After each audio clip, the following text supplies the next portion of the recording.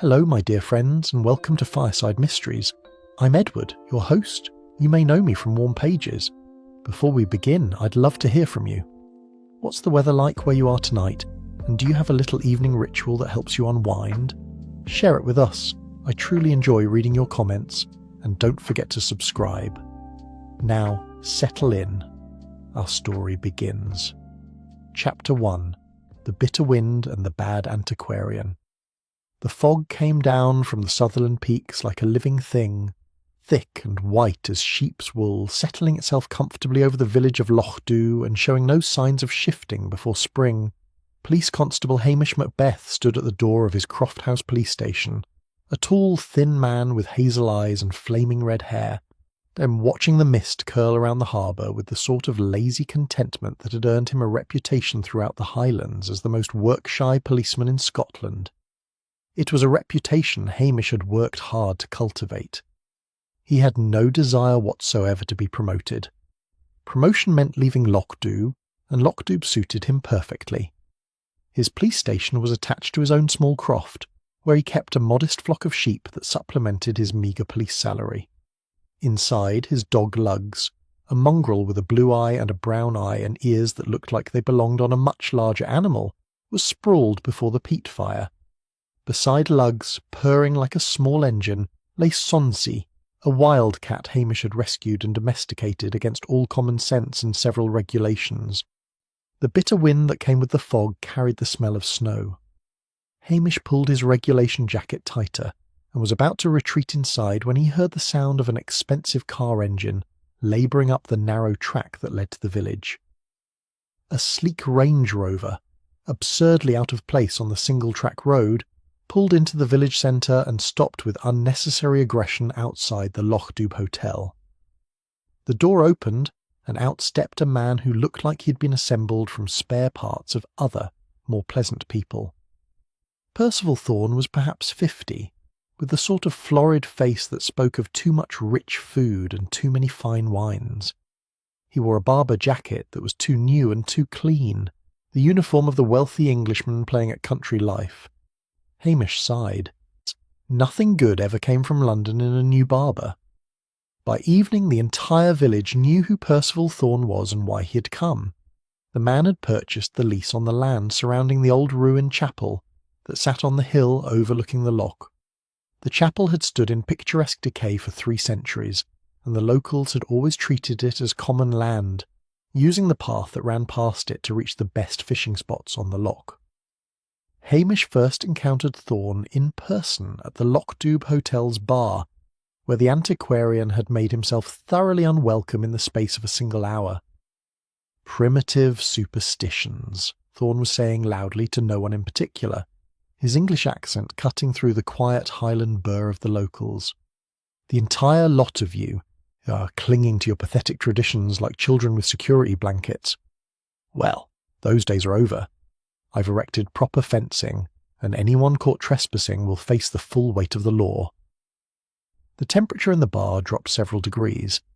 Archie McLean, a small, weathered fisherman who spent most of his time at the hotel to avoid his formidable wife, set down his pint with a dangerous click. "That path has been used by folk in Lochdew for 200 years. "Then folk in Lochdew have been trespassing for 200 years, Thorne said with a smirk. "I suggest you find another route to your precious loch, or better yet, find another hobby. You people and your quaint little fishing rods." Hamish, who had been enjoying a quiet dram of whisky in the corner, felt obliged to intervene before Archie did something regrettable. He unfolded himself from his chair and ambled over with the appearance of a man who had all the time in the world. "Now then," he said mildly, "I'm Police Constable Macbeth. Perhaps we could discuss this in a more civilised manner." Thorne looked Hamish up and down with barely concealed contempt. "The local constabulary, I presume? How quaint. I'll be filing official complaints about harassment by the end of the week, so you might want to warn your yokels to keep their distance." "Nobody's harassing anybody," Hamish said, his Highland accent thickening the way it always did when he was annoyed. "But blocking an established right-of-way might be a legal matter itself." "I have documentation from Edinburgh that says otherwise," Thorne snapped. Perhaps you should spend less time playing with sheep and more time learning the actual law." Before Hamish could respond, the door to the hotel opened and Mrs. Morag Menzies entered on a gust of cold air. She was a small, soft-spoken woman in her late 50s, with gentle grey eyes and the sort of kind face that made people instinctively trust her. As the village librarian and volunteer for the local heritage society, Morag was universally beloved. "Oh my," she said, taking in the tense scene with a flutter of concern. "Is everything all right?" "Everything is fine, Mrs. Menzies," Thorne said, his tone softening slightly. Even he seemed incapable of being rude to Morag. "Just establishing some ground rules with the locals." "I'm sure we can all come to an understanding," Morag said with a sweet smile, and she moved through the room like a calming presence, touching Archie gently on the shoulder and offering the landlord a quiet word. Within minutes she had tea appearing on tables, and the general air of violence had dissipated into mere grumbling. Thorne watched her work with an expression Hamish couldn't quite read. Then he drained his glass and stood. "I'll be at the chapel tomorrow morning," he announced to the room. "Working on the restoration survey. I trust no one will disturb me." He left in a swirl of expensive aftershave and entitled arrogance. Morag appeared at Hamish's elbow with a concerned expression. "That poor man seems very tense," she said kindly. "Perhaps he's just overwhelmed by the project." "Aye," Hamish said dryly, "that must be it." The next morning, Morag appeared at the police station door with a basket of fresh scones, still warm from the oven. "I thought you might like these," she said. "With this terrible cold weather?" Hamish accepted them gratefully, and Luggs immediately appeared to investigate the basket with his nose. "You're too kind, Mrs. Menzies. You'll spoil me." "Nonsense," she said, blushing. "You work so hard keeping us all safe. It's the least I can do." After she left, Hamish fed a scone to Luggs and another to Sonsi, then settled down to enjoy one himself. Outside, the fog pressed against the windows, and somewhere up on the hill, Percival Thorne was no doubt terrorising the ruined chapel with his presence. Hamish had the fleeting thought that trouble was coming to Loughdoob. He had no idea how right he was. Chapter 2. A Sacrificial Discovery. Hamish was feeding his hens the next morning when he heard the scream. It came from the direction of the ruined chapel, a sound so full of terror that it sent the hens scattering and brought Luggs bounding out of the police station, ears flapping. Hamish dropped the feed bucket and ran, his long legs eating up the distance along the path that Percival Thorne had so recently forbidden the villagers to use. The fog had lifted slightly, but the morning was still grey and bitter. As Hamish crested the hill, he saw a figure standing at the entrance to the chapel ruins, hands pressed to her mouth.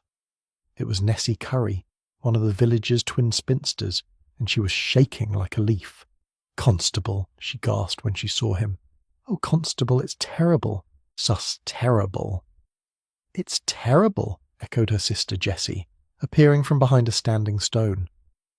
Hamish gently moved them aside and entered the roofless chapel. What he saw made him stop in his tracks. Percival Thorne lay sprawled in the centre of the ancient space, his expensive Barber jacket spread around him like wings.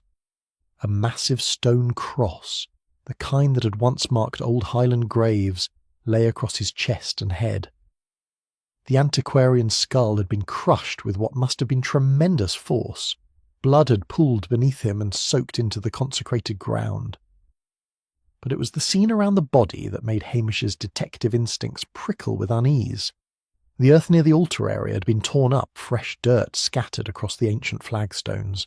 Someone had been digging frantically, and recently. Several stones had been pried loose and lay askew, revealing dark gaps in the chapel floor. Hamish pulled out his mobile phone and dialed the station at Strathbane, all the while making mental notes. The stone cross had clearly been moved from its position near the wall, where he could see the depression it had left in the earth. Someone had lifted it, carried it across the chapel, and brought it down on Thorne's head with killing force. This was murder, and there would be no avoiding the complications that always came with murder in Loughdoob. Within 2 hours, the peaceful village had been invaded by police vehicles, forensic teams, and the substantial presence of Detective Chief Inspector Blair. Blair was a fat, a red-faced man who had built his career on taking credit for other people's work and had developed a particular hatred for Hamish, whom he considered a lazy Highland upstart who had somehow solved more cases than Blair himself. Well, Blair wheezed as he hauled himself up the path to the chapel.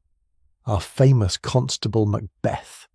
I suppose you've contaminated the entire crime scene by now. I secured the perimeter and touched nothing, Hamish said evenly. The Curry sisters found the body at 7 this morning while taking their constitutional walk. Constitutional walk, Blair sneered. More like trespassing, which is probably what got this poor man killed. Some local yokel angry about being told to stay off private property. Hamish bit back a sharp response. Blair's mind worked like a blunt instrument, or all were seeking the most obvious and usually wrong solution. The Detective Chief Inspector was already surveying the gathered villagers with the expression of a man selecting which one to arrest first. The victim is Percival Thorne, an antiquarian from London, Hamish offered. He leased this land recently and had been making himself unpopular with the locals. Unpopular enough to kill, evidently, Blair said with satisfaction. Right. Let's round up everyone who had a barney with the deceased. We'll have this wrapped up by tea time. Hamish watched Blair waddle into the chapel, barking orders at the forensic team and generally making a nuisance of himself. This was going to be a disaster. Blair would arrest the first convenient suspect, ignore any evidence that didn't fit his theory, and leave Hamish to quietly clean up the mess afterward. It was, Hamish reflected, the story of his professional life. He was interviewing Nessie and Jessie Curry when a familiar voice called out, "Constable Macbeth! Oh, you poor man, you must be freezing." Morag Menzies appeared carrying a large thermos and a stack of cups. She had somehow managed to bring fresh coffee and was distributing it to the shivering forensic technicians with motherly efficiency. "Mrs. Menzies," Hamish said, "you didn't need to go to such trouble." "It's no trouble at all," she said, pressing a cup of steaming coffee into his hands. "I was so shocked when I heard the news. Poor Mr. Thorne. I know he wasn't popular, but no one deserves such a dreadful end." Blair emerged from the chapel and spotted Morag. Even he seemed incapable of his usual rudeness in the face of such gentle kindness. "Madam," he said gruffly, "I don't suppose you know anything about this business?" "I'm afraid I was home all evening," Morag said. "But I did see Mr. Thorne at the hotel yesterday, and I must say he seemed to be distributing quite a few legal threats." She pulled a small notebook from her pocket. "I hope you don't think me presumptuous, but I made a list of everyone he threatened with trespassing notices. I thought it might be helpful." Blair's piggy eyes lit up. "Very helpful indeed. Very civic-minded of you."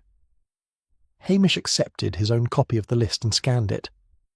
Archie McLean was at the top, followed by Dr. Brodie, the local minister, and half a dozen other villagers. It was thorough, almost too thorough. Something about Morag's helpfulness was beginning to niggle at him, though he couldn't say why.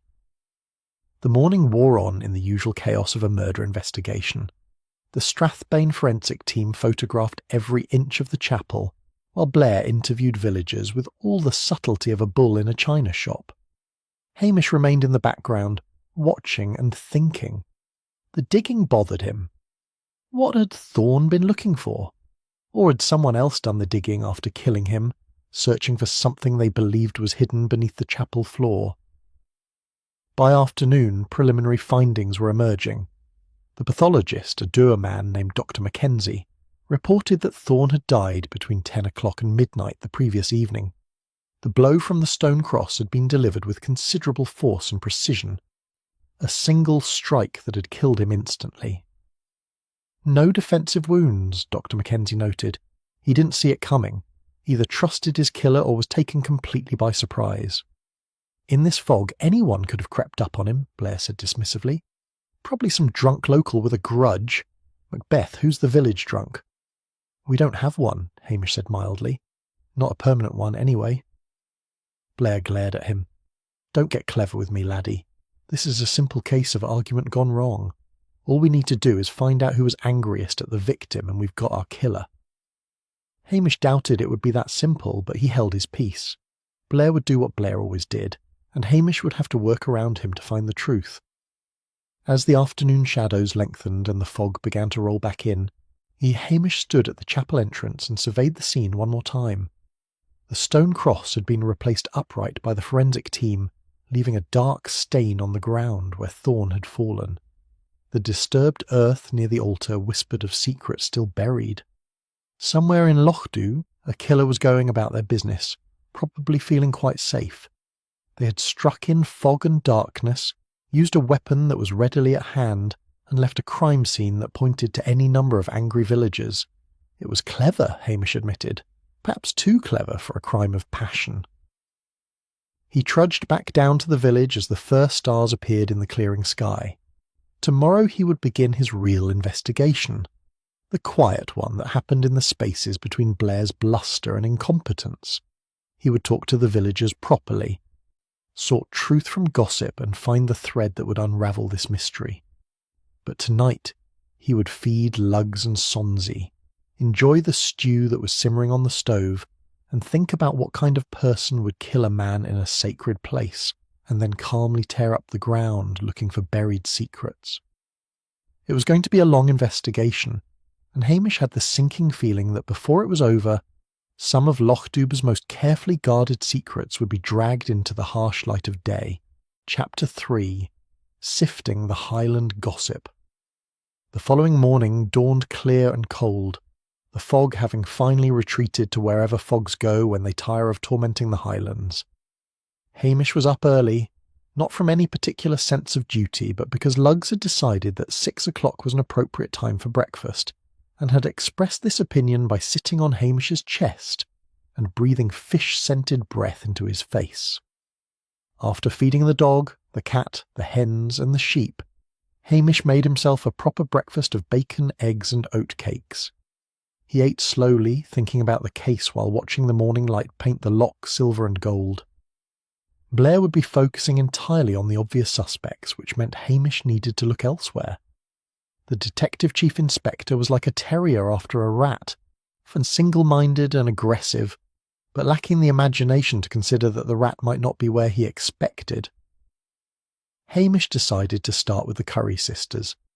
Nessie and Jessie lived in a neat cottage near the harbour, surrounded by an impressive collection of garden gnomes that Nessie referred to as her wee folk, and Jessie simply echoed. They received Hamish with the sort of fluttering excitement that a murder investigation always brought to those who discovered the body but were safely above suspicion themselves.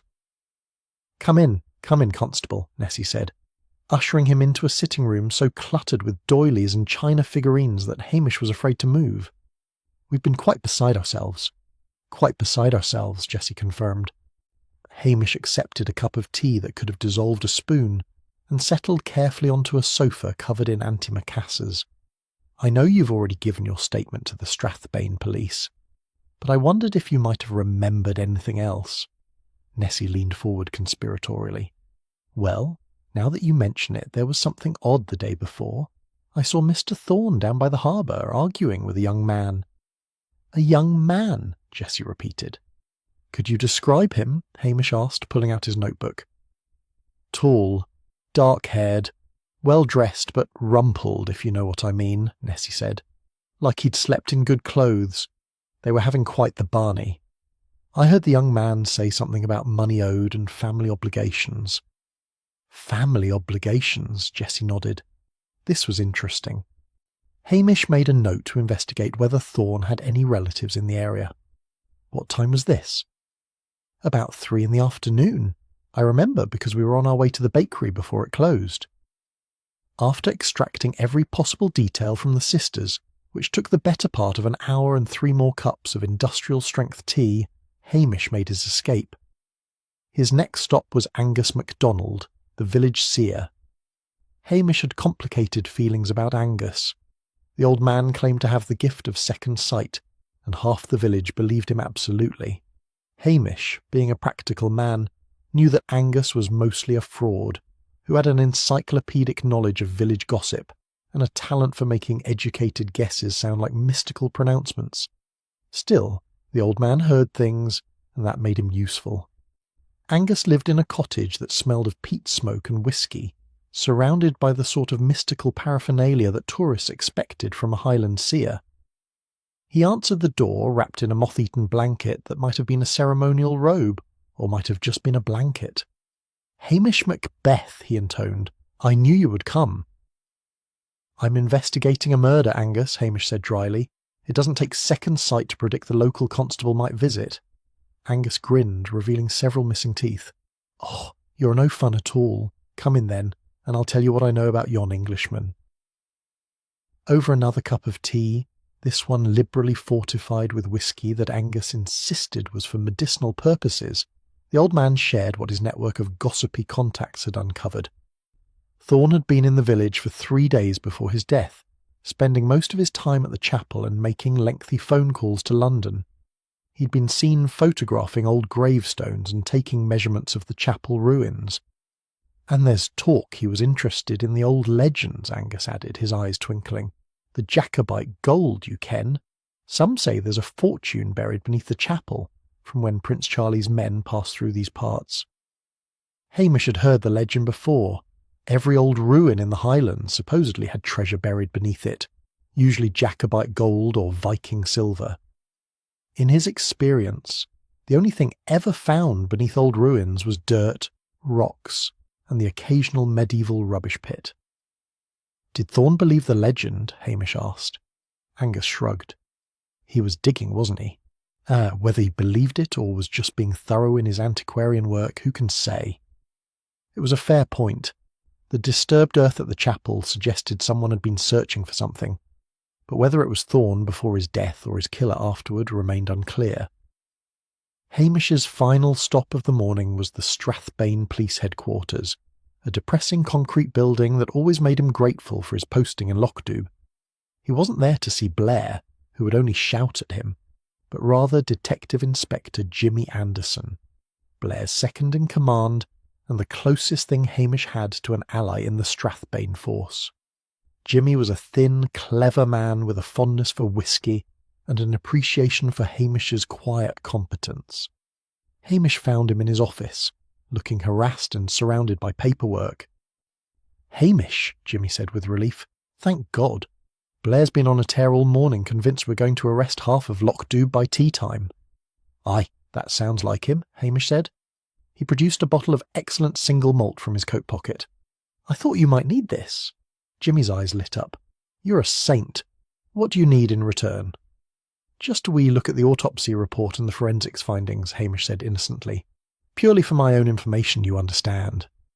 "Purely," Jimmy agreed, already pouring 2 generous measures. "Right, let's see what we've got." The autopsy confirmed what Hamish had already suspected. Thorn had died from a single powerful blow to the skull, delivered with the heavy stone cross.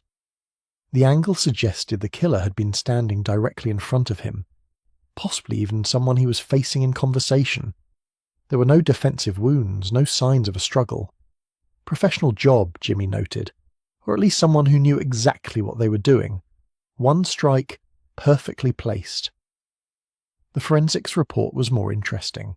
Large boot prints had been found in the mud near the body, size 11 Wellingtons with a distinctive tread pattern. More intriguingly, there were traces of what might be archival adhesive on Thorn's jacket, though the lab was still analysing it. "Archival adhesive?" Hamish asked. "Aye, the sort of thing used for preserving old documents," Jimmy said. "Odd thing to find at a crime scene." Hamish filed that detail away. It might mean nothing, or it might be important. With murder investigations, you never knew until you had the whole picture. "Has Blair settled on a suspect yet?" Hamish asked. Jimmy grimaced. "He's got his eye on Archie McLean. Apparently the boot prints match a pair of Wellingtons found in Archie's shed, and several witnesses heard them having a public row the night before the murder." Hamish sighed. Archie was innocent, he was certain of it. The fisherman might have hated Thorn, but he wasn't a killer. Unfortunately, Blair wouldn't care about such fine distinctions. "I'd better get back to Lockdube," Hamish said, standing, "before Blair does something irreversible." "Too late," Jimmy said glumly. "He's planning to make the arrest this afternoon. Full press conference and everything. You know how he loves the cameras." Hamish drove back to Lockdube with a sense of impending doom. Blair was about to arrest an innocent man. and unless Hamish could find the real killer quickly, Archie McLean would be facing a murder charge. The only bright spot in the day came when he pulled up to the police station and found Morag Menzies waiting on his doorstep with a fresh-baked apple tart. "I thought you might need cheering up," she said with a gentle smile. "This must all be so dreadful for you." "You're too kind, Mrs. Menzies," Hamish said, accepting the tart gratefully.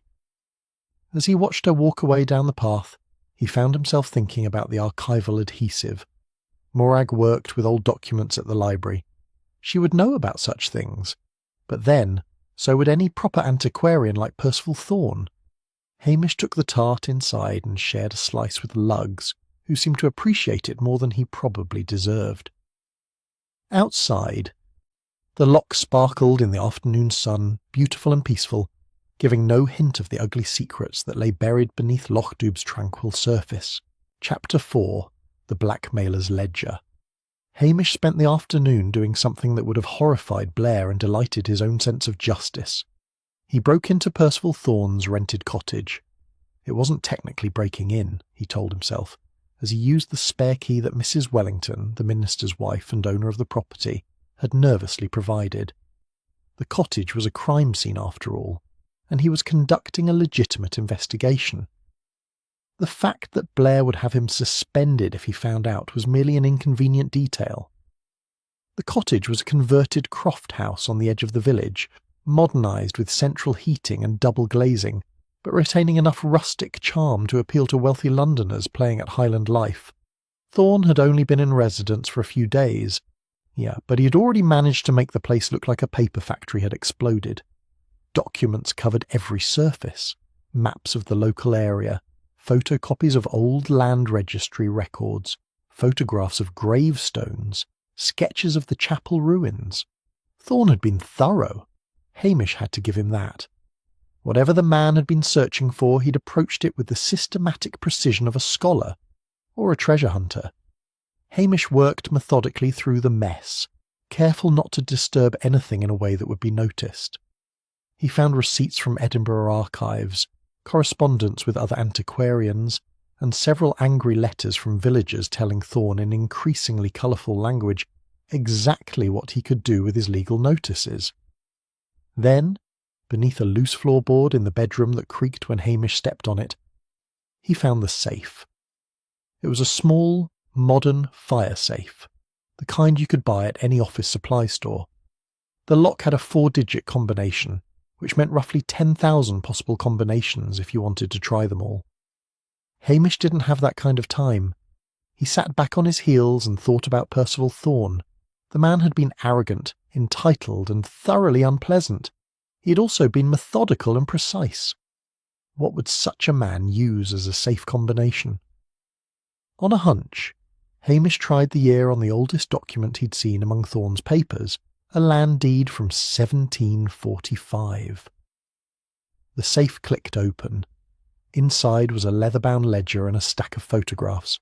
Hamish pulled out the ledger and flipped it open. What he saw made his blood run cold.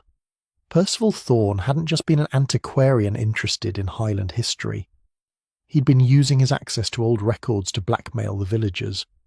The ledger was a meticulous catalogue of secrets, each entry carefully dated and annotated with amounts of money paid or demanded.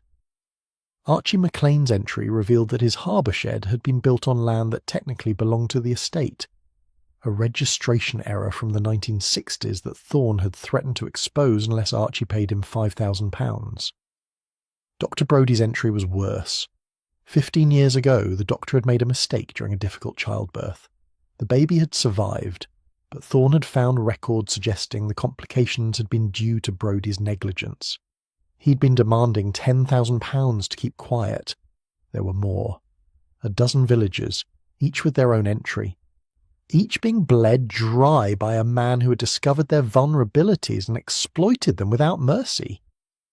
Hamish felt a cold fury building in his chest. This was why people killed. Not for treasure or glory, but because someone had pushed them into a corner and left them with no way out. He photographed every page with his phone, then carefully replaced the ledger and closed the safe. As he stood, something caught his eye.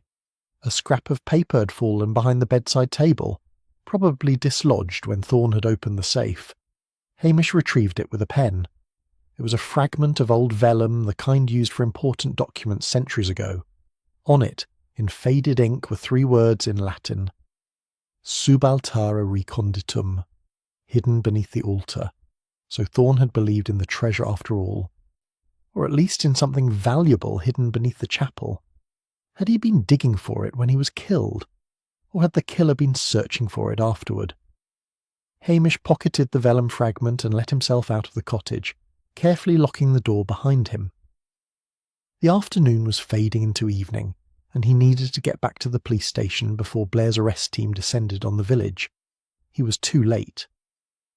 When Hamish pulled up to the harbour, he found 3 police cars parked outside the Loch-Dubh Hotel, their lights flashing dramatically for the benefit of the gathering crowd. Blair stood in the centre of the commotion like a general commanding his troops, his face flushed with triumph. Archie McLean was being led out of the hotel in handcuffs. "You're making a mistake," Hamish said, pushing through the crowd. Blair turned on him with a sneer. "The only mistake here is your continued presence, Macbeth. This is official Strathbane business. We've got our man, found the murder weapon in his shed, and the boot prints match perfectly." "The boots could have been borrowed," Hamish protested. "Half the men in the village wear the same size." "Aye, and half the men in the village had rows with the deceased," Blair shot back. "But only Archie McLean had the means, motive, and opportunity, all lined up neat as you please. He threatened Thorn publicly, his boots match the prints, and he has no alibi for the time of death." Hamish looked at Archie, who appeared more resigned than frightened. The fisherman gave him a slight shrug, as if to say that he had expected this the moment Thorn had turned up dead. "Where were you the night Thorn was killed?" Hamish asked quietly. "Can't say," Archie muttered. "Can't or won't?" "Won't," Archie's jaw set stubbornly. "But I didn't kill the man, Hamish. You know me better than that." Hamish did know him better than that, but knowing wasn't the same as proving. Blair had his arrest, his press conference, and his moment of glory. The fact that he had arrested an innocent man would only become apparent later, by which time irreparable damage would have been done to Archie's reputation. As the police cars drove away with their prisoner, Hamish spotted Morag Menzies standing at the edge of the crowd, her hand pressed to her mouth in apparent distress. She caught his eye and hurried over. "Oh, this is terrible," she said. "Poor Archie. Most surely there's been some mistake." "There has," Hamish said grimly, "but convincing Blair of that is another matter entirely." "Is there anything I can do to help?" Morag asked earnestly. "I've been thinking about what Mr. Thorn might have been searching for at the chapel. You know, there are old legends about Jacobite gold being hidden there. Perhaps if we could prove he was treasure hunting, it might suggest other suspects. Thieves or opportunists who heard about his search." It was a thoughtful suggestion, and Hamish found himself warming to it. "That's a good thought, Mrs. Menzies. Did Thorn mention anything about treasure when you spoke with him?" "Oh, we barely spoke," Morag said. "He was always so busy with his work, but I did see him at the library once, looking at old maps of the area. He seemed very interested in the chapel's history." "The library?" Hamish filed that away. If Thorn had been researching at the library, Morag would have seen what he was looking at. She might know more than she realised. "I'll look into it," Hamish promised. "In the meantime, try not to worry. The truth always comes out eventually." Morag smiled her gentle smile and squeezed his arm. "You're a good man, Hamish Macbeth. Loch-Dubh is lucky to have you." As she walked away, Hamish stood watching the last of the police cars disappear down the road towards Strathbane. He thought about the ledger, about the vellum fragment, about archival adhesive and boot prints that were just a little too convenient. Someone in Loch-Dubh had killed Percival Thorn, and they'd been clever enough to frame Archie McLean for it. But they'd also made mistakes, little ones that they probably didn't even realise were mistakes. Hamish just had to find them. He walked back to the police station as the stars began to appear overhead. Lugs greeted him with enthusiastic tail wagging, and Sonsi rubbed against his legs, purring like a small engine. He fed them both, then made himself a simple dinner of soup and bread. Tomorrow he would start unravelling the careful web the killer had woven. Tonight he would study the photographs of the ledger and think about blackmail, treasure, and the sort of desperation that drove ordinary people to murder. Outside, the lock reflected the stars like scattered diamonds, beautiful and cold and keeping its secrets, for now. Chapter 5. Expanding the Suspect Pool. The morning after Archie's arrest, Hamish woke to the sound of raised voices outside his police station.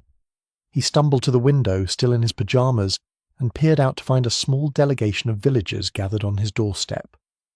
Mrs. Wellington, the minister's wife, appeared to be leading the charge, which never boded well. She was a formidable woman, with the organisational skills of a field marshal and the tact of a battering ram. Hamish pulled on his clothes and opened the door. "Constable Macbeth," Mrs. Wellington announced, "we demand that you do something about this travesty of justice. Archie McLean never killed anyone, and everyone in Lochtub knows it." "Everyone knows it," echoed several voices. "I'm working on it," Hamish said, which was true if vague. Working on it isn't good enough," Mrs. Wellington declared. "That awful man from Strathbane has arrested an innocent fisherman while the real killer walks free among us. It's intolerable." Hamish privately agreed, but knew better than to say so aloud. "These things take time, Mrs. Wellington. I need evidence, not just instinct." The delegation eventually dispersed, though not before Mrs. Wellington had extracted a promise that Hamish would update her on his progress. As they left, he noticed Dr. Brodie lingering at the back of the group, looking distinctly uncomfortable. "Doctor," Hamish called, "could I have a word?" Dr. Brodie was a slight man in his 60s, with kind eyes and the permanent exhaustion of a rural physician who'd spent decades being called out at all hours. He followed Hamish inside reluctantly, like a man walking to his own execution. "I know about the blackmail," Hamish said gently once they were seated. "Thorne kept records." The colour drained from Brodie's face. "I didn't kill him," he whispered. "God help me, I wanted to, but I didn't." "Tell me about it." The story came out in fits and starts. 15 years ago, during a difficult breech birth, Brodie had made a judgment call that had resulted in complications. The baby had survived, the mother had survived, but there had been a period when either could have died. Thorne had somehow obtained the medical records and threatened to report Brodie to the medical board unless he paid £10,000. "I don't have that kind of money," Brodie said miserably. "My pension is modest and my savings are nearly gone. He was going to destroy my career, my reputation, everything I've worked for." "Where were you the night Thorne died?" "Playing cards with Reverend Wellington," Brodie said immediately. "We had our weekly game. Started at 8, went until midnight. Ask him yourself." Hamish made a note of this. The Reverend was many things, but a liar wasn't one of them. If he confirmed the alibi, Brodie was in the clear. After the doctor left, looking marginally less terrified, Hamish turned his attention to the mysterious young man the Curry sisters had seen arguing with Thorne. A few phone calls to contacts in Edinburgh and London yielded interesting results. Percival Thorne had a nephew named Callum Vane, aged 32, currently residing in Edinburgh and deeply in debt to several unsavoury creditors.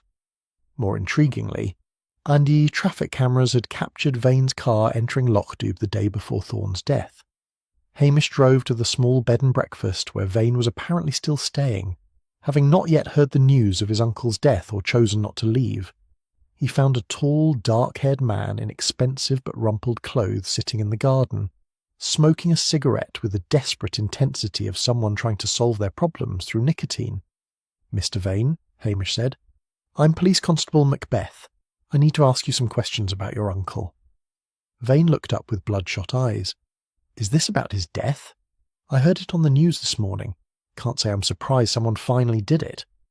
"You were seen arguing with him the day before he died." "Of course I was arguing with him," Vane said bitterly. "The bastard owed me. My father left me money in his will, but Uncle Percival was the executor. He'd been managing my inheritance for years, which apparently meant spending it on his research projects and expensive hobbies. I came here to demand what was rightfully mine." "And did he give it to you?" "He laughed in my face," Vane said. Told me the money was gone, invested in opportunities that hadn't panned out. Then he had the nerve to lecture me about gambling debts and fiscal responsibility. This from a man who was hemorrhaging money on a crackpot treasure hunt. So you knew about the treasure? Vane snorted. Everyone knew about it. Uncle Percival had convinced himself there was Jacobite gold buried under some ruined chapel. He'd been obsessing about it for months, spending money he didn't have on research and equipment. I told him he was mad, that there was no treasure, but he wouldn't listen. Hamish studied the young man carefully. Vane looked hungover, exhausted and bitter, but not particularly guilty. Where were you the night your uncle died? Driving back to Edinburgh, Vane said. Left here about 6 in the evening, arrived home around 11.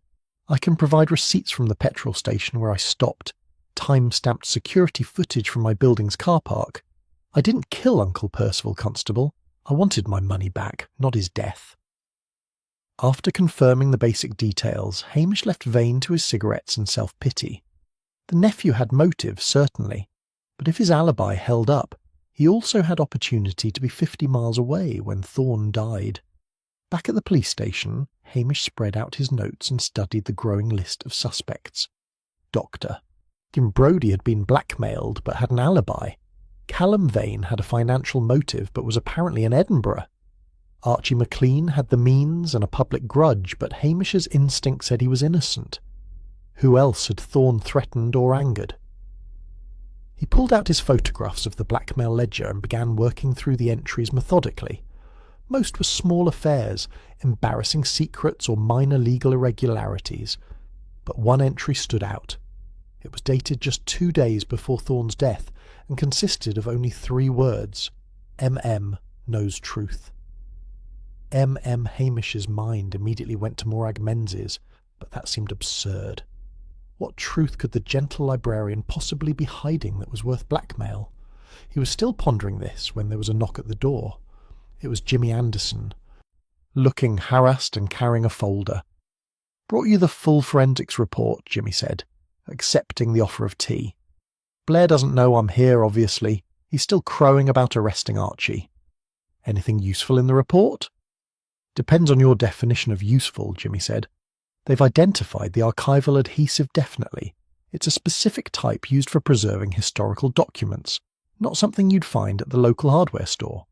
You'd need to order it from specialist suppliers. Or work in a library or archive," Hamish said slowly. "Aye, that too." Jimmy pulled out another document. Also, they found something odd in the soil samples from the digging.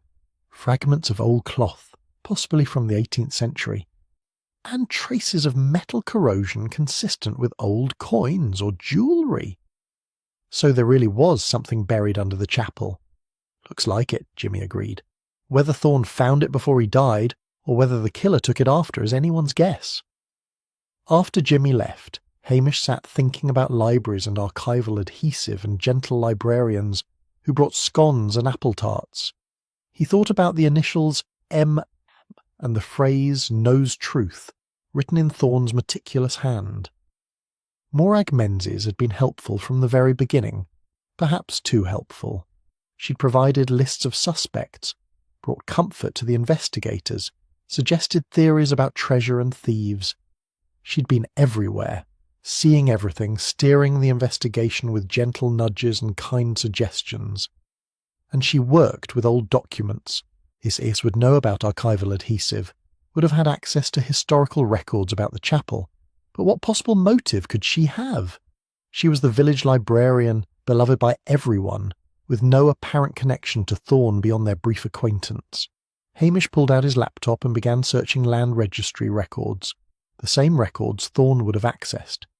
He worked through the afternoon and into the evening, following a hunch that was becoming stronger with each passing hour.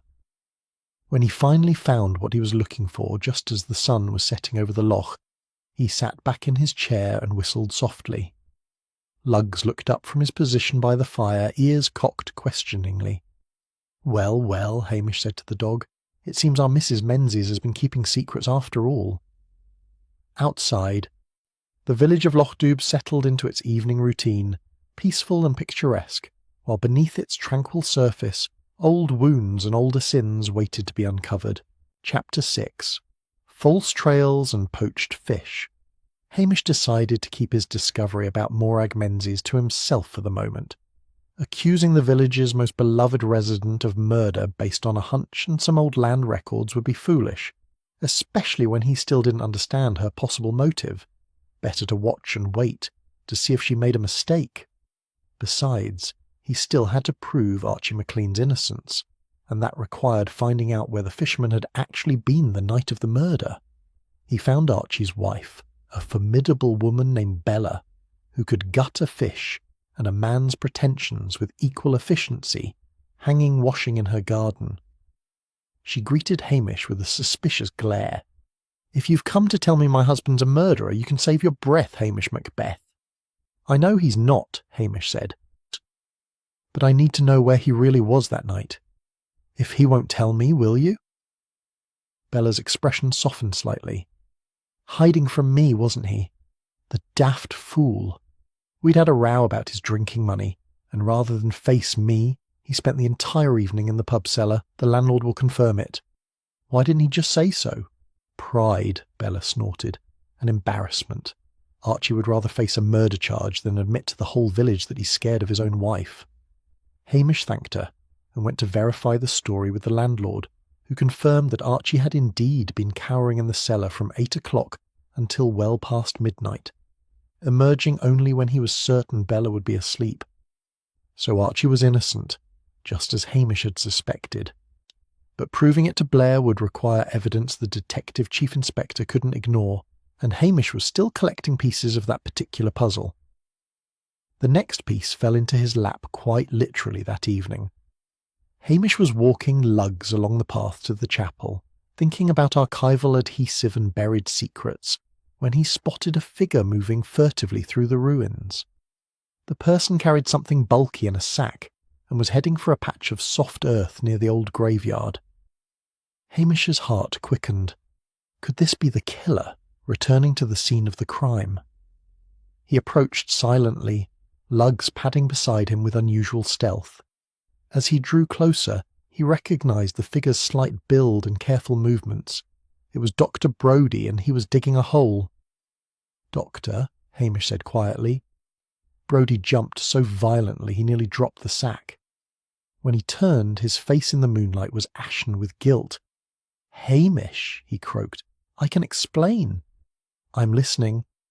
Brodie set down the sack with the air of a condemned man. "You'll think I'm mad, but this has nothing to do with Thorn's death. I swear it on my mother's grave." "What's in the sack?" "Salmon," Brodie said miserably. "A rather large illegal salmon that I caught this afternoon in Lord Glenaldy's stretch of river.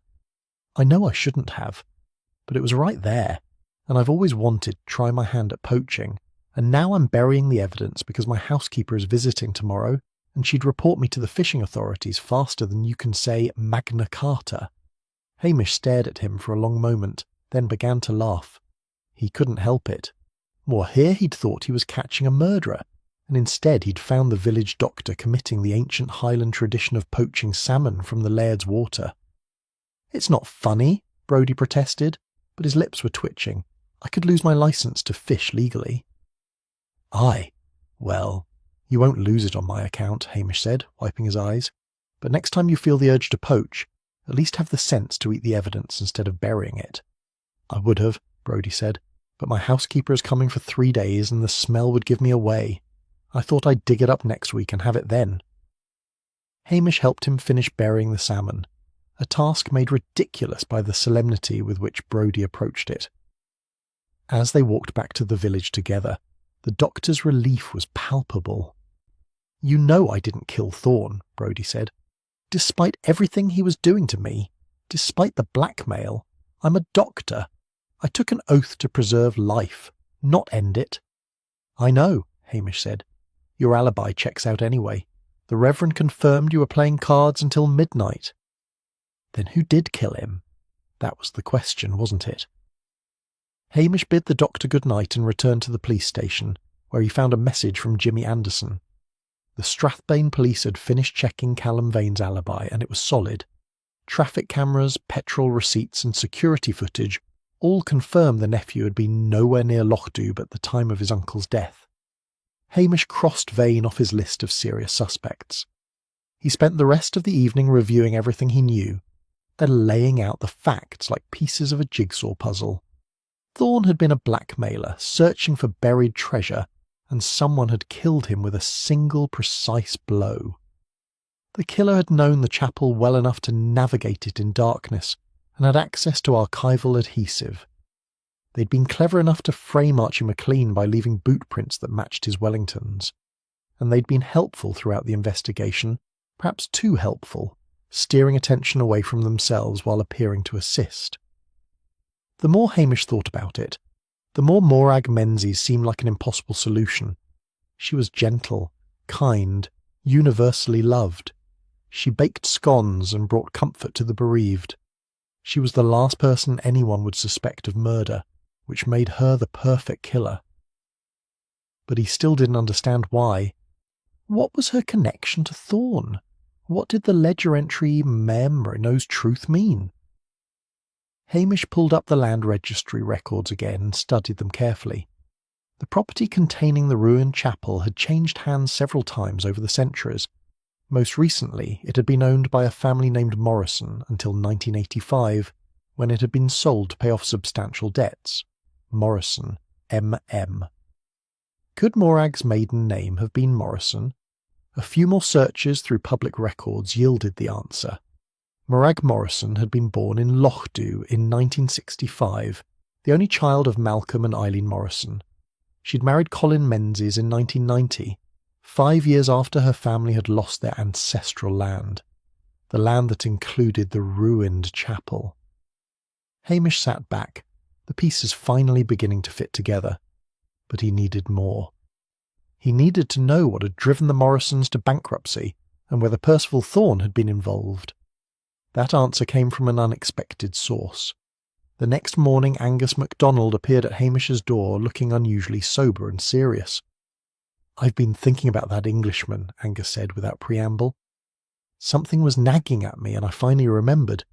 His father was up here in the 80s, doing business deals that went sour. Left a trail of bankruptcies behind him, including the Morrisons. Thorn's father bankrupted the Morrison family. Aye, that's the talk. It was a development scheme, some nonsense about turning the chapel into a tourist attraction. Malcolm Morrison invested everything, and when it fell through, he lost it all. The stress killed him. Heart attack, they said. But everyone knew it was a broken heart. And Morag. She was just a lass then, maybe 20. Her mother died not long after. Morag stayed in Lochdoub, got a job at the library, married Colin Menzies. Quiet life, never caused trouble. Angus fixed Hamish with a knowing look. Until now. Perhaps. After Angus left, Hamish stood at his window looking out at the loch. The water was calm today, reflecting the sky like a mirror, giving no hint of the depths beneath.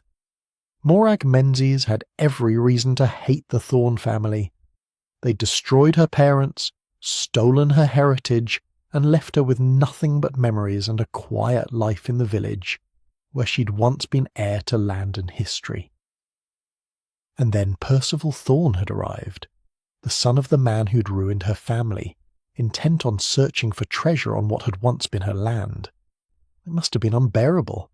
But could gentle Morag really have crushed a man's skull with a stone cross? Could she have framed an innocent fisherman and calmly brought scones to the policeman investigating the murder? Hamish thought about the phrase, bitch in sheep's clothing, and realised that the most dangerous people were often the ones everyone trusted. It was time to look more closely at Mrs. Morag Menzies. Chapter 7. Ironclad Alibis. Hamish knew that suspicion alone wouldn't free Archie McLean or convict Morag Menzies. He needed evidence, and more importantly, he needed to eliminate every other possibility before Blair would even consider that the helpful village librarian might be a murderess. He began with Archie's alibi, determined to make it absolutely watertight. The landlord of the Lochdoub Hotel, a taciturn man named Donald MacLeod, confirmed the story readily enough when Hamish pressed him properly. Aye. Archie was in the cellar from 8 o'clock onward, Donald said. Came in the back way looking like a whipped dog. Said he needed somewhere to hide from Bella for a few hours. I told him the cellar was available if he didn't mind the cold and the spiders. Can anyone else confirm this? Donald thought for a moment. Willie Lamont was helping me stock the bar that night. He'd have seen Archie come in, and the Curry sisters were in the lounge until 10:30. They'd have noticed if Archie had left, seeing as he had to come through the kitchen to get to the cellar. Hamish tracked down Willie Lamont, the former policeman-turned-waiter who had once been Hamish's constable, before an inheritance had freed him from police work. Willie had developed an obsession with cleanliness that bordered on the pathological, but his memory for detail was excellent. Oh, aye, I saw Archie, Willie confirmed, polishing a glass that was already spotless. Poor soul looked terrified. Bella must have really laid into him this time. He was down in that cellar the whole evening. I brought him a sandwich around 9, and he was still there when I left at midnight. With multiple witnesses confirming Archie's presence at the hotel during the time of the murder, Hamish felt confident that even Blair would have to admit the fisherman was innocent. The question was how to present this information without making the detective chief inspector look like a complete fool, which would only make him more stubborn.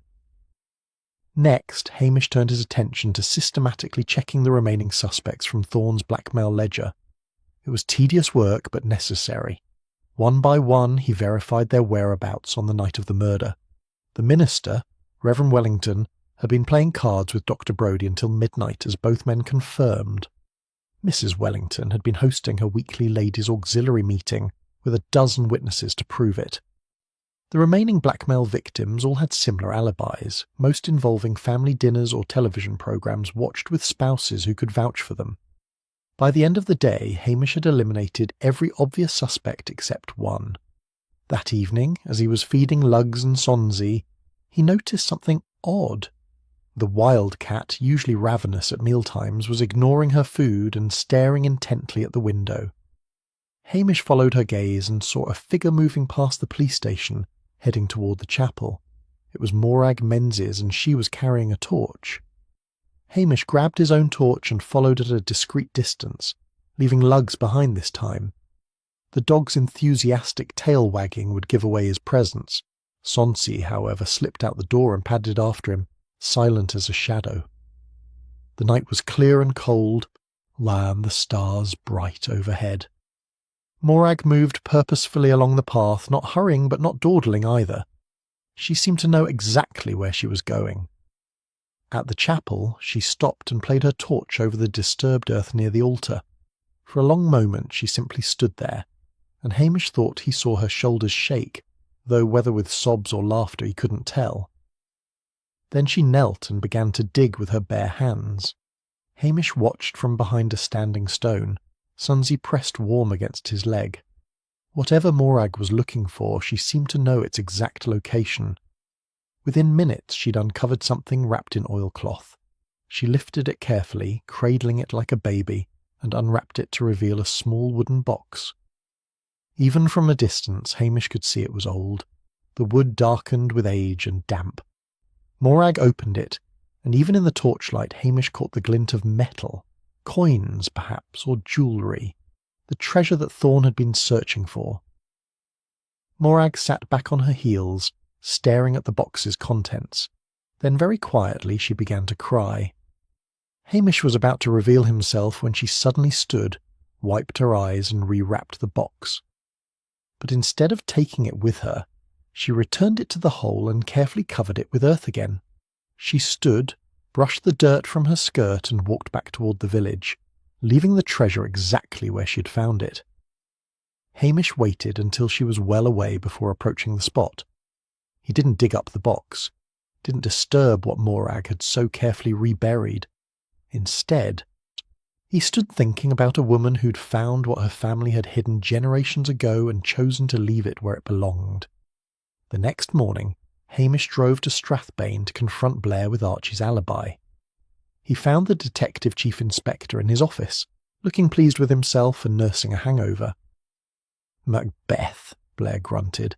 "If you're here to interfere in official police business, I'm here to save you from making a complete arse of yourself, Hamish interrupted. Archie McLean has an ironclad alibi for the night of the murder. Multiple witnesses place him at the Loch Dubh Hotel from 8 o'clock until after midnight. Blair's face turned an interesting shade of purple. Witnesses can be mistaken, or lying to protect one of their own. The landlord, Willie Lamont, and the Curry sisters all confirm it, Hamish said patiently. That's 4 independent witnesses with no reason to lie. Archie was in the hotel cellar hiding from his wife the entire evening. He couldn't have killed Thorne. Then who did? Blair demanded. I'm working on that, Hamish said, but keeping an innocent man in custody isn't helping. Blair glowered at him, but even he could see the problem. Arresting someone was easy. Admitting you'd arrested the wrong person was considerably harder, especially when you'd already held a press conference about it. I'll need to verify these witnesses myself, Blair said stiffly. Of course, Hamish agreed. Take all the time you need. Just don't take too long, or Archie's lawyer will start asking uncomfortable questions about wrongful arrest. Jimmy Anderson appeared in the doorway, looking harassed. Sir, we've got a problem. Callum Vane's lawyers are threatening to sue unless we formally clear him as a suspect.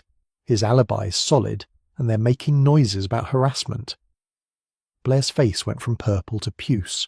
Fine, clear him. Clear all of them. This is a disaster.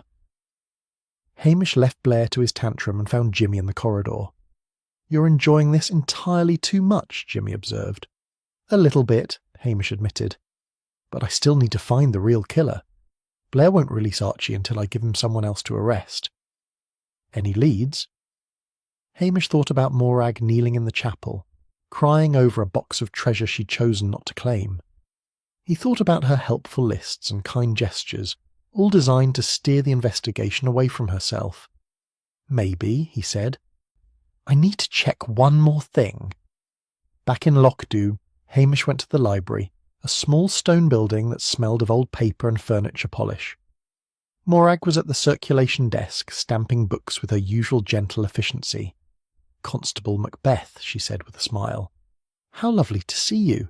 Can I help you find something? Actually, I was wondering about archival supplies, Hamish said casually. The special adhesive used for preserving old documents. Do you use that here? Oh yes, Morag said. It's essential for maintaining our historical collection. We have several types, depending on the age and condition of the documents. Could I see them? Morag led him to a small workroom at the back of the library. Shelves lined with preservation supplies stood neatly organised, each bottle and tube carefully labelled. Hamish spotted the archival adhesive immediately, the same type that had been found on Thorne's jacket. Do you keep records of who uses these supplies? He asked.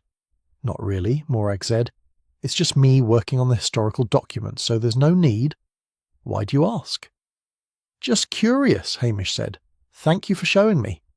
As he left the library, he felt the last pieces of the puzzle clicking into place. Morag had the means, the motive, and the knowledge of the chapel's layout.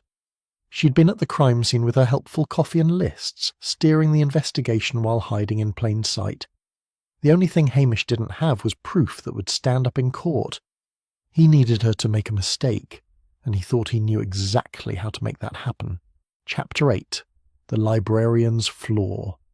Hamish spent the next morning reviewing every interaction he'd had with Morag Menzies since Thorne's death. He spread his notes across the kitchen table, much to Luggs's annoyance, as the dog had been hoping to use the space for an extended nap. The timeline Morag had provided to DCI Blair sat at the centre of his investigation. It was thorough, meticulously detailed, and Hamish was now certain it contained at least one deliberate lie. Morag had stated that on the afternoon before his death, Thorne had been at the library researching a specific land deed from 1762. A document that supposedly proved ownership of the chapel grounds had transferred to the Thorne family's ancestors. But Hamish had spent 2 hours that morning in the library's archives, and the deed Morag had mentioned didn't exist. More than that, according to the library's catalogue system, it had never existed. The records from that period had been destroyed in a fire in 1923, a well-documented tragedy that had claimed most of Loch Dubh's 18th century archives. Morag would have known this. As the village archivist, she knew every document in her collection intimately. So why would she tell Blair that Thorne had been researching something that couldn't possibly have been researched, unless she wanted to establish that Thorne had been working on land ownership issues, reinforcing the idea that any number of villagers might have had motive to kill him? Hamish pulled out the next piece of evidence that had been troubling him. Shortly after Archie's arrest, Morag had brought him a note, supposedly found wedged behind a radiator in the library. The note was written on cheap paper in block capitals and read, "Stay away from the chapel or you'll regret it. A.M." The implication was clear. A M for Archie McLean, threatening Thorne to stay off the disputed land. Hamish examined the note again under his desk lamp. The paper was ordinary enough, available at any shop, but the timing bothered him. The note had appeared exactly when Blair needed more evidence against Archie, handed over by helpful Morag with just the right amount of reluctance. Too convenient, too perfectly timed. He took the note to Willie Lamont, whose obsessive attention to detail made him an excellent judge of such things. "What do you make of this?" Hamish asked. Willie studied the note with the concentration of a jeweller examining a diamond. Block capitals written with a cheap ballpoint pen. "The paper's been handled quite a bit. See how the edges are worn? But here's the thing, Hamish. Look at the creases." "What about them?" "They're fresh," Willie said, pointing to the fold marks. "This paper was folded recently, maybe a few days ago. If it had been wedged behind a radiator for any length of time, the creases would be set firm, and there'd be dust or grime in the folds. This is clean. So it was folded and placed there recently." "Aye, I'd say so. And look here." Willie indicated a faint mark at the corner. "That's adhesive residue. Someone stuck this to something else before folding it. Archival adhesive, perhaps." Hamish didn't say it aloud, but the thought settled cold in his stomach. He thanked Willie and returned to the police station, where he spent the afternoon conducting what he thought of as archaeological excavation through the timeline of the murder. Every statement, every witness account, every piece of physical evidence, all laid out in chronological order, and there, in the careful reconstruction of events, he found another flaw. Morag had told Blair she'd been home alone the evening of the murder, baking scones for the next day. She'd mentioned it casually, as if it were unimportant. But Hamish had seen those scones the next morning, fresh and warm from the oven. Scones didn't stay fresh overnight. Any baker knew that. If Morag had been baking the evening before, the scones she'd brought to the chapel the next morning would have been day-old and stale. She'd been lying about when she baked them, which meant she'd been lying about where she was that evening. Hamish sat back, fitting the pieces together. Morag had killed Thorne at the chapel, probably around 10 or 11 o'clock. She'd been searching for something, digging frantically near the altar. Then she'd gone home, cleaned herself up, and in the morning she'd baked fresh scones before anyone else was awake.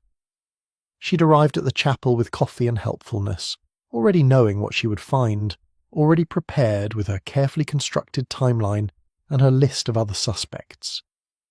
But the scones had given her away. Hamish needed one more piece of evidence, something that would tie Morag directly to the crime scene at the time of the murder. He thought about the archival adhesive, about the vellum fragment he'd found at Thorne's cottage. That fragment had been old, genuine. Where would Thorne have gotten it? And more importantly, where had it come from originally? He returned to the library just before closing time. Morag was tidying the front desk, humming softly to herself. "Back again, Constable," she said pleasantly. "You're becoming quite the scholar."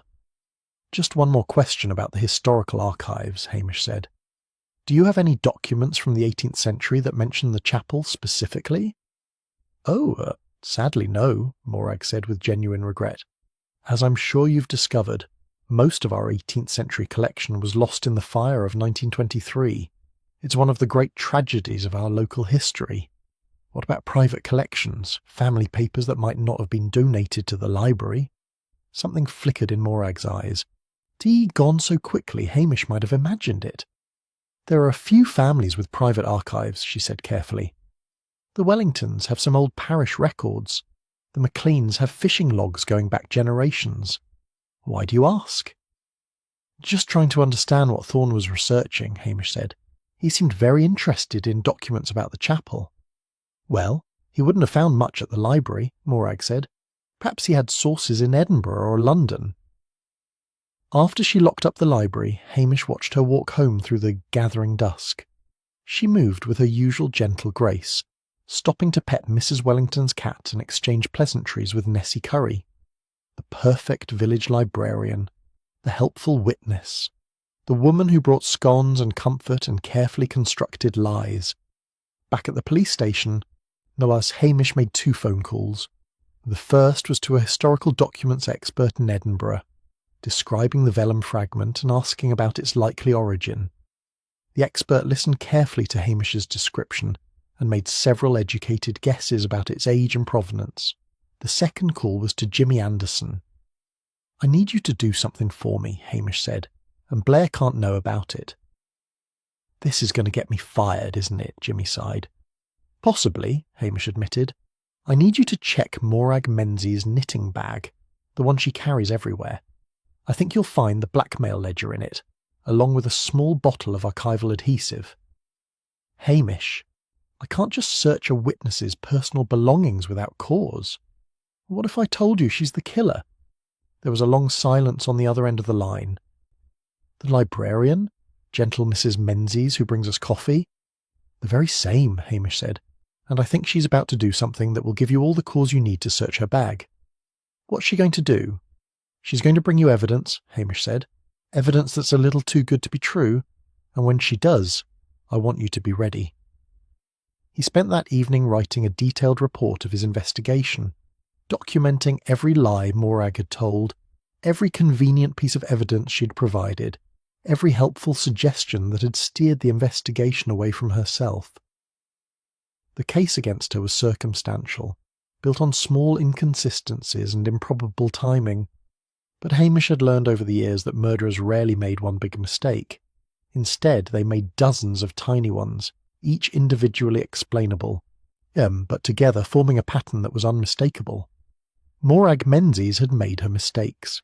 Now Hamish just had to prove it. Outside, the wind picked up, rattling the windows of the police station. Lugs whined softly and pressed against Hamish's leg, sensing his master's tension. Sonsey, more pragmatic, simply curled up by the fire and went to sleep. Tomorrow, Hamish thought, would bring either vindication or disaster. He was betting everything on his understanding of human nature, and the belief that murderers, no matter how clever, couldn't resist the urge to make absolutely certain they'd covered their tracks. Morag would make one more move to protect herself, and when she did, Hamish would be waiting. Chapter 9. Sins of the Past. The revelation came not from clever detective work, but from a dusty box in the attic of the Lochdoub Heritage Centre, a small museum that Morag herself had helped establish. Hamish arrived when the centre opened, before Morag would be at the library. The volunteer on duty, an elderly woman named Mrs. Macpherson, was delighted to help the local constable with his research. "I'm looking for information about the Morrison family," Hamish said. "Particularly from the 1980s. Mrs. Macpherson's face clouded. "Ah, the Morrisons. Such a tragedy that was. Malcolm and Eileen were good people, salt of the earth. The way they were treated was shameful." She led Hamish to a storage room and pulled down a box marked Local Business Records 1980 to 1990. Inside were newspaper clippings, photographs, and official documents related to the failed development scheme that had bankrupted the Morrisons. Hamish spread the contents across a table and began reading. The story was worse than he'd imagined. In 1984, a London developer named Geoffrey Thorne had approached Malcolm Morrison with a proposal to turn the ruined chapel and surrounding land into a heritage site and tourist attraction. The plan looked professional, backed by what appeared to be solid financing and endorsements from preservation societies. Malcolm, seeing an opportunity to restore his family's fortunes while preserving local history, had invested everything. He'd mortgaged the land, borrowed against his savings, and convinced several other villagers to invest as well. Then Geoffrey Thorne had disappeared with all the money. The subsequent investigation revealed that Thorne had run similar schemes across Scotland, leaving a trail of bankruptcies and broken families. He'd been arrested eventually, but the money was never recovered. Malcolm Morrison lost everything. The land was seized by creditors and sold at auction. 6 months later, Malcolm was found dead in the chapel, officially of a heart attack, but everyone knew it was a broken heart. His wife Eileen died the following year, some said of grief. Their daughter Morag had been 20 years old, watching her parents destroyed by a confidence trickster named Thorne. And 30 years later, Geoffrey Thorne's son Percival had arrived in Lochdoub to claim the land his father had stolen. Hamish could imagine what it must have felt like for Morag, to see the son of the man who destroyed her family, walking around the village as if he owned it, because technically he did own part of it now. To watch him fence off paths and threaten villagers and dig for treasure on land that should have been her birthright. But there was more. Hamish found a document near the bottom of the box, a letter from Geoffrey Thorne to Malcolm Morrison written just before the scheme collapsed. In it, Thorne mentioned with casual cruelty that he'd known all along about the little cache of family treasures that Malcolm's ancestors had hidden beneath the chapel altar during the Jacobite period. Nothing of great value, Thorne had written, but charming historical curiosities nonetheless. I'm sure they'll fetch a decent price when I recover them. So the treasure was real, and Geoffrey Thorne had known about it. He'd been planning to steal that as well, but had fled before he could dig it up. Morag must have known about her family's hidden artefacts. The secret had probably been passed down through generations, waiting for the day when the Morrisons could safely retrieve them. But that day had never come. The land had been lost, and with it, any claim to the buried treasure. Until Percival Thorne arrived and started digging, Hamish photographed the most important documents and thanked Mrs. Macpherson. As he left the Heritage Centre, he felt a deep sadness. Morag's motive wasn't greed or sudden rage. It was justice, however twisted, for a 30-year-old crime that had destroyed her family. But murder was still murder, and Hamish still had a job to do. He was walking back to the police station when his mobile phone rang. It was Jimmy Anderson, and he sounded excited. "Hamish, you were right. Mrs. Menzies just walked into the Strathbane station with more evidence. She found another threatening note, she says, stuck in a book that Thorne had borrowed from the library." "What does it say?" "Same as the last one. Block capitals threatening Thorne to stay away from the chapel. This one's signed AM as well. She's very upset about it, says she feels terrible that she didn't find it sooner." "Is Blair there?" "Aye, he's taking her statement now. He's practically drooling at the thought of using this to keep Archie locked up." "Don't let him file that evidence yet," Hamish said urgently. "I'm coming to Strathbane. And Jimmy, check her knitting bag like we discussed. Do it now while she's distracted with Blair." Hamish drove to Strathbane faster than was strictly legal, a lugs whining nervously in the passenger seat. When he arrived at the police station, he found Jimmy waiting for him in the corridor holding a clear evidence bag. Inside was Thorne's leather-bound blackmail ledger and a small bottle of archival adhesive. "Found them in her bag tucked under her knitting," Jimmy said quietly, "along with this." He held up another evidence bag containing a scrap of vintage vellum that perfectly matched the fragment Hamish had found at Thorne's cottage. "She must have torn it from one of her family's old documents," Hamish said. "Probably something her father kept. She used it to make Thorne think he was on the right track with his treasure hunting." "But why keep the ledger? Why not destroy it?" "Because she needed it," Hamish said. "Think about it. The ledger proved Thorne was a blackmailer. He gave half the village motive to kill him. She was going to find it eventually once she thought enough time had passed. Another helpful discovery from Mrs. Menzies, the village archivist. They found Blair in an interview room with Morag, who was dabbing at her eyes with a handkerchief while the detective chief inspector patted her hand awkwardly. There, Mrs. Menzies," Blair was saying. "You've been very brave to bring us this evidence. This proves young McLean has been lying all along." "Actually," Hamish said from the doorway, "it proves something quite different." Blair's face darkened. "Macbeth, what are you doing here? This is official business." "It is indeed," Hamish said. He walked into the room and placed the evidence bags on the table between Blair and Morag. Mrs. Menzies, can you explain why Percival Thorne's blackmail ledger and a bottle of archival adhesive were found in your knitting bag? The transformation was remarkable. Morag's gentle, tearful expression didn't change, but something shifted in her eyes. The softness hardened into something cold and calculating. I'm sure I don't know what you mean, she said quietly. The adhesive matches the traces found on Thorne's jacket, Hamish continued. The vellum fragment matches old Morrison family documents. And the threatening notes you've been finding were created recently, probably by you, using the same adhesive. Blair looked between them, confused and angry. What the devil are you talking about, Macbeth? Mrs. Menzies killed Percival Thorne, Hamish said. She had every reason to. His father destroyed her family 30 years ago, stole their land and their future. When Percival arrived to dig up the last remnants of her heritage, she decided to take back what was hers, with a stone cross and a carefully planned murder. The room was silent for a long moment. Then Morag Menzies smiled. It wasn't her usual gentle smile. This one was sharp and cold and utterly without remorse. He deserved it, she said softly. Everything the Thornes touched turned to ashes and grief. Geoffrey Thorne destroyed my parents, as surely as if he'd put a gun to their heads. And his son? Percival came here to mock us, to fence us away from our own history, to dig up my family's treasures like a grave robber. So you killed him, Hamish said. I executed him, Morag corrected. I waited 30 years for justice. When it didn't come, I took it myself. Blair's mouth opened and closed like a fish out of water. Jimmy Anderson stood in the doorway looking stunned. Morag turned to Hamish, her expression almost pitying. You understand, don't you, Hamish?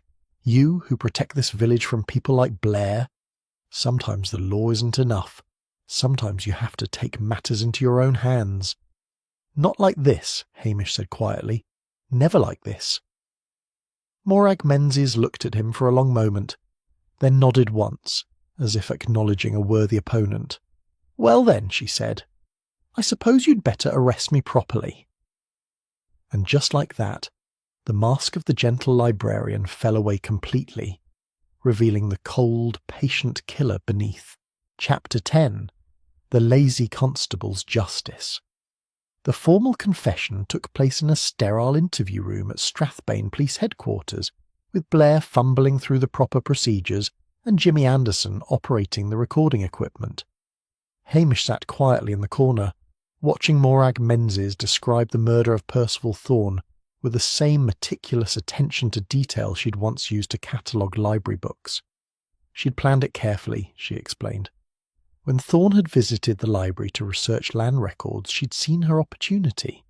She'd led him to believe there was genuine historical documentation about the chapel, knowing it would draw him back night after night.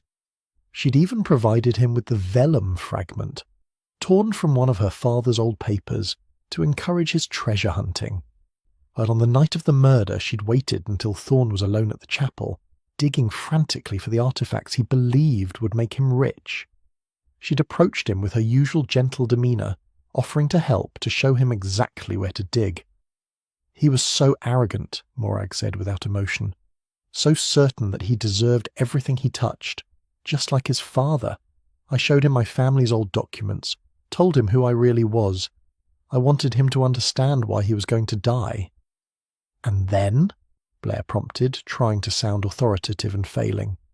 Then I picked up the stone cross and struck him, Morag said simply. One blow, very precisely placed. My father had been a doctor before he turned to business. He taught me anatomy. I knew exactly where to hit to kill instantly. She'd continued digging after he was dead, she admitted, retrieving the small cache of Morrison family treasures that had lain hidden for centuries. Old coins, a few pieces of jewellery, nothing of enormous value but priceless to her as the last remnants of her family's heritage. Then she'd walked home through the fog, buried the treasures in her garden, scrubbed herself clean, and gone to bed. In the morning she'd baked fresh scones, made coffee, and arrived at the chapel to play the helpful witness. The boot prints, Hamish asked quietly. Archie's Wellingtons from his shed, Morag said. I borrowed them the night before, walked around the chapel in them, then returned them before dawn. I knew Blair would seize on such obvious evidence. And the threatening notes? Written by me, are all planted where they'd be found at useful intervals. For the first time, Morag looked directly at Blair. You were very predictable, Detective Chief Inspector. I knew exactly how you'd react to each piece of evidence. Blair's face turned purple, but before he could explode, Jimmy Anderson tactfully suggested they take a break. Outside in the corridor, Blair rounded on Hamish. You let me arrest an innocent man. You sat there in Lockdube watching me make a fool of myself. I told you Archie was innocent, Hamish pointed out. You didn't listen. You should have told me about Mrs. Menzies. I had no proof until today, Hamish said. Just suspicions and small inconsistencies. You'd have laughed me out of your office if I'd accused the village librarian based on a hunch about scones. Blair opened his mouth, closed it, and stalked away, muttering about insubordination and Highland incompetence. Jimmy Anderson appeared at Hamish's elbow. He'll take full credit for solving this, you know. The press conference is already being arranged. Good, Hamish said, meaning it. Let him have the glory. You don't mind? Not at all, Hamish said. Glory means promotion. Promotion means leaving Lockdube. I'm quite content to remain the lazy Highland constable who needed Detective Chief Inspector Blair's brilliant leadership to solve a complex murder. Jimmy grinned. You're a strange man, Hamish Macbeth. So, I've been told. The next morning Hamish returned to Lockdube to find the village in a state of shock. Word of Morag's arrest had spread faster than heather fire, and nobody quite knew how to process the fact that their gentle librarian was a cold-blooded killer. Mrs. Wellington appeared at the police station with a delegation of confused villagers, demanding explanations. It just doesn't make sense, she said, wringing her hands. Morag was always so kind, so helpful. How could she possibly kill anyone? Hamish made tea and told them the story, or at least the parts that mattered. Geoffrey Thorne's fraud, the destruction of the Morrison family, Morag's 30-year wait for justice that had curdled into revenge. The poor lass, Nessie Curry said when he'd finished. The poor lass, Jessie echoed. She's a murderess, Mrs. Wellington said firmly. However sympathetic her motives, she took a life and tried to frame an innocent man. Aye, Hamish agreed quietly. That she did. The villagers dispersed slowly, talking among themselves. Hamish knew it would take time for Lockdube to heal from this particular wound. They'd trusted Morag, loved her even, and her betrayal cut deep.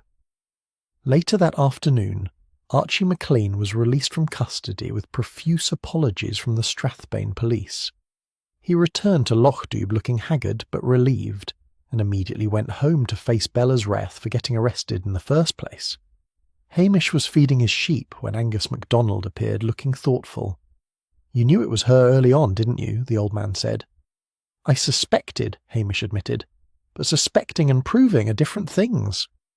And now she'll go to prison for the rest of her life for killing a man who deserved killing if ever anyone did.